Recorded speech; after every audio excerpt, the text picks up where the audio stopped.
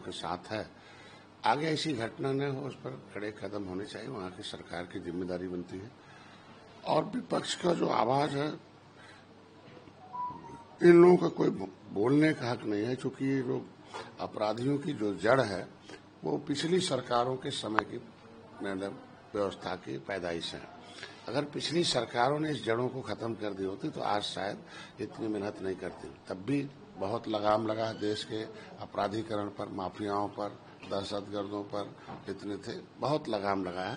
हमको लगता है कि जीरो टॉलरेंस की नीति पर वहाँ की सरकार काम करेगी और जल्द अपराधी पकड़े जाएंगे, उनके खिलाफ कार्रवाई होगी। असदुद्दीन ओवैसी ने किरण रिजिजू पे विरोध मंत्री हैं और उनको जो कर रहे हैं उसकी वजह से अल्पसंख्यकों को बराबर का अधिकार नहीं मिल रहा है।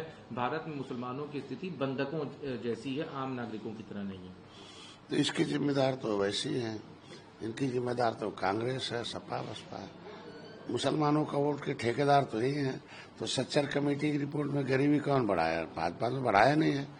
सच्चर कमेटी की रिपोर्ट के अनुसार तो इनकी सरकारों ने मुसलमानों में गरीबी बढ़ाई, लाचारी, इनकी दशा SC/ST से खराब है। अरे अब मकान ये गरीबी बढ़ा रहे हैं, मकान हम दे रहे हैं, इलाज हम कर रहे हैं, उनको जो है अनाज हम दे रहे हैं। ये गरीबी बढ़ाएं और हम उनकी सेवा करें, हैं? अब मुसलमान, इसीलिए लोग धार्मिक रूप से उनको अंधा बनाना चाहते हैं। ये नहीं चाहते हैं कि वो अंग्रेजी पढ़े, वो नहीं चाहते विज्ञान पढ़े, सोशियोलॉजी पढ़े, वो देश की व्यवस्था पढ़े। इसीलिए विरोध करते हैं, धार्मिक बनाते हैं कि ये रहेंगे धर्म के रूप से रहेंगे अंधा, इनका उठाएंगे झंडा और खाएंगे पीठ पर डंडा और बनते रहेंगे अंधा, इनका चलता रहेगा धंधा। इसीलिए हमारी सरकार चाहती है कि मुसलमान भी पढ़े और वो भी आगे बढ़े और वो भी भारत के संविधान के मुताबिक सम्मानपूर्वक जिए। अभी साथ जो जुल्म ज्यादती होती है वो उसके खिलाफ हैं और देखा गया है कि पहलगाम के आतंकियों की तरफ मराठियों को उनसे बराबर किया गया है, उनके समान। इस वजह से हमारी लड़ाई खाली बीजेपी के खिलाफ है, क्योंकि जो पुरानी बीजेपी थी जिसके साथ हमारा गठबंधन था वो खत्म हो चुकी है।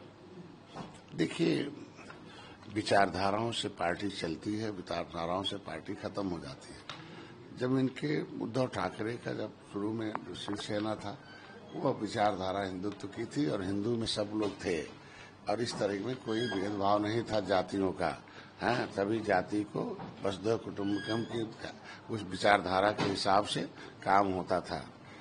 लेकिन इन लोगों ने कटुता पैदा किया और नतीजा है सत्ता से दूर है।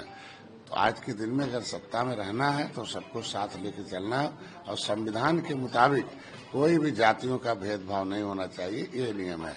और संविधान में समरसता कायम करने का एक सबको अवसर दिया गया। समरसता कायम करे तो समाज सम्मान देगा, सत्ता में भी पहुंचाएगा।